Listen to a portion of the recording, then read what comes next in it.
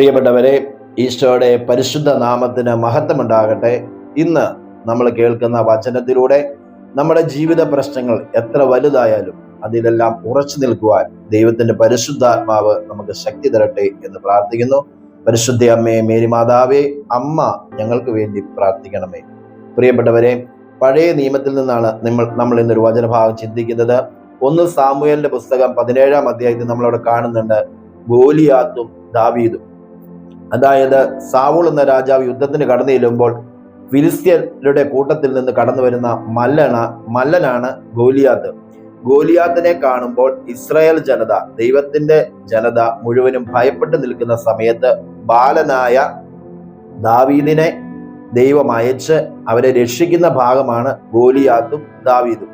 അവിടെ നമ്മൾ കടന്നു ചെല്ലുമ്പോൾ ഈ സാവൂൾ രാജാവും ഇസ്രായേൽ ജനം മുഴുവനും ഭയപ്പെട്ട് ഈ മല്ലനെ കണ്ടു നിൽക്കുമ്പോൾ, മല്ലൻ വലുതാണ് നമുക്കറിയാം. അങ്ങനെ കടന്നു ചെല്ലുമ്പോൾ ഈ മല്ലനെ തകർക്കുവാൻ വേണ്ടി ഞാൻ പോകാം, അവരോട് ഞാൻ യുദ്ധം ചെയ്യാമെന്ന് ദാവീദ് പറയാണ്. അപ്പോൾ ഈ സാവൂൾ രാജാവ് പറയുന്ന ഒരു കാര്യമാണ്, നീ ചെറുപ്പമാണ്, അവനോ നേരത്തെ മുതലേ യോദ്ധാവാണ്. അങ്ങനെയാണ് പറയുന്നത്, നീ ചെറുപ്പമാണ്, അവൻ നേരത്തെ മുതലേ യോദ്ധാവാണ്. അപ്പോൾ ഈ ദാവീദ് പറയുന്ന ഒരു കാര്യമുണ്ട്. ദാവീദ് ഈ സാവൂളിനോട് പറയുകയാണ്, അങ്ങയുടെ ദാസൻ സിംഹങ്ങളെയും കരടികളെയും കൊന്നിട്ടുണ്ട്.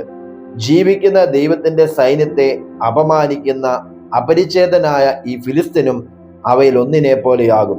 സിംഹത്തിന്റെയും കരടിയുടെയും കയ്യിൽ നിന്ന് എന്നെ രക്ഷിച്ച കർത്താവ് ഈ ഫിലിസ്ത്യന്റെ കയ്യിൽ നിന്നും എന്നെ രക്ഷിക്കും. അപ്പോൾ ഇവിടെ ഈ ദാവീദ് പറയുന്നത് ഇതാണ്, മുന്നിൽ നിൽക്കുന്ന പ്രശ്നം മല പോലെ വലുതാണ്. പക്ഷെ ആ മുന്നിൽ നിൽക്കുന്ന വലിയ പ്രശ്നത്തെയല്ല ദാവീദ് ഇവിടെ കാണുന്നത്. തന്റെ ജീവിത വഴികളിൽ തന്നെ നയിച്ച, തന്നെ രക്ഷിച്ച, കഴിഞ്ഞ കാലങ്ങളിൽ തന്നെ രക്ഷിച്ച ദൈവത്തിന്റെ മഹത്വത്തെയാണ് അവൻ ഉയർത്തി പറയുന്നത്. പ്രിയപ്പെട്ടവരെ, ഞാനും നിങ്ങളും ഇന്ന് ജീവിതത്തിന്റെ മുന്നിൽ നിൽക്കുന്ന ഈ പ്രശ്നം മാറത്തില്ല. ഒത്തിരി നാൾ പ്രാർത്ഥിച്ചു, ഭയങ്കര പ്രശ്നത്തോടെ നിൽക്കുന്ന വ്യക്തിയായിരിക്കാം. പക്ഷെ ഈ വചനത്തിലൂടെ ഈശോ പറയുകയാണ്, ഇപ്പോൾ ഉണ്ടാകുന്ന പ്രശ്നത്തെയല്ല നീ കാണേണ്ടത്, നിന്റെ കൂടെ നിൽക്കുന്ന ദൈവത്തെയും നിന്നെ ഇതുവരെ ഓരോ ജീവിത പ്രതിസന്ധികളും നയിക്കുകയും രക്ഷിക്കുകയും ചെയ്ത ദൈവത്തെയാണ് കാണേണ്ടത്. ആ മഹത്വത്തെയാണ് ദാവീദ് ഉയർത്തി പറയുന്നത്. പ്രിയപ്പെട്ടവരെ, അവന്റെ അടുത്തേക്ക് യുദ്ധത്തിന് ചെല്ലുമ്പോൾ വീണ്ടും ദാവീദ് പറയുന്ന ഒരു കാര്യമുണ്ട്. ദാവീദ് പ്രതിവചിച്ചു, വാളും കുന്തവും ചാട്ടുളിയുമായി നീ എന്നെ നേരിടാൻ വരുന്നു. ഞാനാകട്ടെ നീ നിന്ദിച്ച ഇസ്രായേൽ സേനകളുടെ ദൈവമായ കർത്താവിന്റെ നാമത്തിലാണ് വരുന്നത്.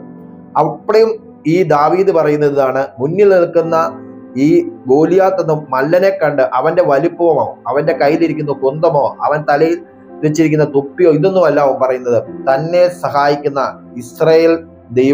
ഇസ്രായേലിന്റെ ദൈവത്തിന്റെ നാമത്തിലാണ് വരുന്നത്. എന്നിട്ട് അവൻ പറയുകയാണ്, എങ്ങനെയാണ് പറയുക, കർത്താവ് നിന്നെ ഇന്ന് എന്റെ കൈകളിൽ ഏൽപ്പിക്കും, ഞാൻ നിന്നെ വീഴ്ത്തും, നിന്റെ തല വെട്ടിയെടുക്കും, ഫിലിസ്ത്യരുടെ ശവശരീരങ്ങൾക്കും പറവകൾക്കും കാട്ടുമൃഗങ്ങൾക്കും ഇരയാകും. ഇസ്രായേലിൽ ഒരു ദൈവമുണ്ടെന്ന് ലോകമെല്ലാം അറിയും. അപ്പോൾ ദാവീദ് ചെയ്യുന്ന വലിയൊരു കാര്യം എന്ന് പറയുന്നത്, ഒരു പ്രശ്നത്തിന് പ്രതിനിധി ഉണ്ടാകുന്നതിന് മുമ്പ്, ദൈവത്തിന്റെ പ്രവൃത്തി വരുന്നതിന് മുമ്പ് തന്നെ വിശ്വാസത്തോടെ അത് ആദ്യം പറയുകയാണ്. മല്ലനെ വീഴ്ത്തിയിട്ടില്ല, മല്ലനെ യുദ്ധത്തിൽ പരാജയപ്പെടുത്തില്ല. പക്ഷെ മല്ലൻ മുന്നിൽ മല പോലെ നിൽക്കുമ്പോഴും ഈ ദാവീദ് പറയുകയാണ്, തന്റെ കൂടെയുള്ള ദൈവം നിന്നെ വന്ന് തകർക്കും, നിന്നെ വീഴ്ത്തും എന്ന് പറയുന്നത്.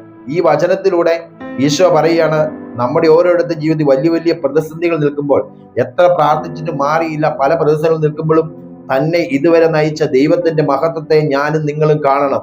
പ്രിയപ്പെട്ടവരെ, ഈ പ്രശ്നത്തെ നോക്കി പറയണം, ഇത് മാറും, ഇത് ദൈവം എന്റെ കൂടെ നിന്ന് സഹായിക്കും.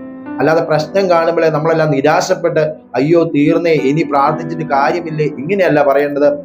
പ്രശ്നം എത്ര മല പോലെ നിൽക്കുമ്പോഴും ആ പ്രശ്നത്തിന് ഉത്തരം ലഭിക്കുന്നതിന് മുമ്പ്, ദൈവത്തിന്റെ പ്രവൃത്തി വരുന്നതിന് മുമ്പ് ഒരു വിശ്വാസത്തിന്റെ വാക്ക് പറയണം. അതാണ് ദാവീദ് ഇവിടെ പറയുന്നത്. ദാവീദ് മല്ലനെ വധിച്ചിട്ടില്ല, അതിനു മുമ്പ് പറയുകയാണ്, ഇസ്രായേലിന്റെ സൈന്യങ്ങളുടെ ദൈവമായ കർത്താവിന്റെ നാമത്തിലാണ് ഞാൻ വരുന്നത്, നിന്നെ കർത്താവ് എന്റെ കരങ്ങളിൽ ഏൽപ്പിക്കും, ഞാൻ നിന്നെ വീഴ്ത്തും, നിന്റെ ശരീരം ഇന്ന് പല പറവകൾക്കും പക്ഷികൾക്കും ഭക്ഷണമാകുമെന്ന് പറയും. വിശ്വാസത്തോടെ പറയുകയാണ്. അതിനാൽ പ്രിയപ്പെട്ടവരെ, നിങ്ങളുടെ ജീവിതത്തിന്റെ പ്രതിസന്ധി എത്ര വലുതുമാകട്ടെ, എന്റെ ദൈവം ഇടപെടും, എന്റെ ദൈവം എന്നെ സഹായിക്കും, എന്റെ ദൈവം എന്നെ കൂടെയുണ്ട്. കഴിഞ്ഞ വർഷങ്ങളിൽ എന്നെ നയിച്ച ദൈവം, ആരും സഹായിക്കാതിരുന്നപ്പോൾ പ്രത്യേക സഹായമായി കടന്നു വന്ന ദൈവം, അതേ ദൈവം തന്നെ എന്നെ ഈ സമയത്ത് സഹായിക്കുമെന്ന് നീ വിശ്വസിക്കണം. ആ വിശ്വാസത്തിന്റെ മേലാണ് ദൈവത്തിന്റെ കൃപയൊഴുകുന്നത്. അതുകൊണ്ട് പുതിയ നിയമത്തിൽ എവിടെയെല്ലാം അത്ഭുതങ്ങളും അടയാളങ്ങളും ചെയ്യുന്നതിന് മുമ്പ് യേശു നമ്മളോട് ചോദിക്കുന്നു, നിനക്ക് ഇത് ചെയ്തു തരുവാൻ, എനിക്കിത് ചെയ്തു തരുവാൻ കഴിവുണ്ടെന്ന് നീ വിശ്വസിക്കുന്നുവോ? ആ വിശ്വാസത്തിന്റെ മേലാണ് ദൈവത്തിന്റെ കൃപ ഒഴുകി വരുന്നത്. പ്രിയപ്പെട്ടവരെ, വിശ്വസിക്കുക. എത്ര വലിയ പ്രതിസന്ധിയായാലും പ്രശ്നമായാലും അതിൽ നിന്ന് എന്റെ ദൈവത്തിന് എന്നെ വിടുവിക്കാൻ കഴിയുമെന്ന് ഞാനും നിങ്ങളും വിശ്വസിക്കുക. ഈ വിശ്വാസത്തിന്റെ മേൽ ചെങ്കടല മേൽ ഇറങ്ങി വന്ന ദൈവത്തിന്റെ ശക്തി ഓരോ പ്രതിസന്ധികളുടെ മേലും ഇറങ്ങി വന്ന് രക്ഷയില്ല എന്ന് വിശ്വസിച്ചിരുന്ന ദാനിയേലിന്റെ സിംഹക്കുഴിയിലേക്ക് ഇറങ്ങി വരുന്ന ദൈവത്തിന്റെ പരിശുദ്ധാത്മാവ് നിങ്ങളുടെ ജീവിതമാകുന്ന പ്രശ്നത്തിലേക്ക് ഇറങ്ങി വരിക തന്നെ ചെയ്യും. അവൻ ഒരിക്കലും നമ്മളെ കൈവിടുകയില്ല. രക്ഷിക്കാൻ കഴിയാത്ത വിധം കർത്താവിന്റെ കരം കുറുകിപ്പോയിട്ടില്ല. കേൾക്കാനാകാത്ത വിധം അവിടുത്തെ കാതുകൾക്ക് മാന്ദ്യം സംഭവിച്ചിട്ടില്ല. കർത്താവിന്റെ രക്ഷിക്കുന്ന കരത്തിൽ അഭയം പ്രാപിക്കുക. ഏത് പ്രതിസന്ധികളിൽ നിന്നും ഈശോ നമ്മളെ രക്ഷിക്കും.